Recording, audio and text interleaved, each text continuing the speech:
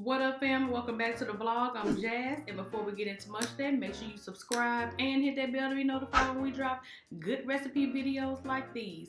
Today, I'm going to be showing you guys how I made this delicious Mexican cornbread. So if you are interested in that, make sure you stay tuned.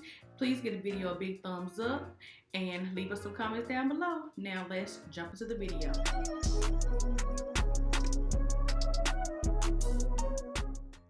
All of the ingredients that you need will be listed in the description box below, but it is very easy. Here I'm using 2 boxes of Jiffy cornmeal mix.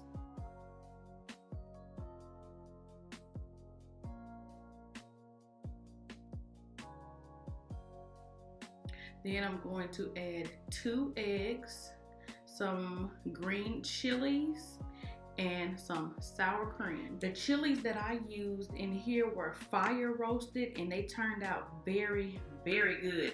But if you can't find those, just throw in about a 1/4 cup of diced jalapeños. I'm also going to add in some canned corn. If you have cream corn, you can use that and omit the sour cream. I use sour cream because I didn't have any cream corn. If you use frozen corn, you might want to steam it a little bit first and then drain it because you don't want too much water in your cornbread mixture. Now we're going to give it a good mix.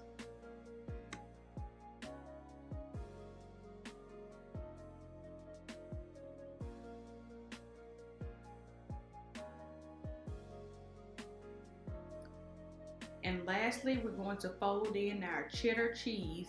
I like using the cheddar cheese. You can also use mozzarella or any kind of cheese that you would like.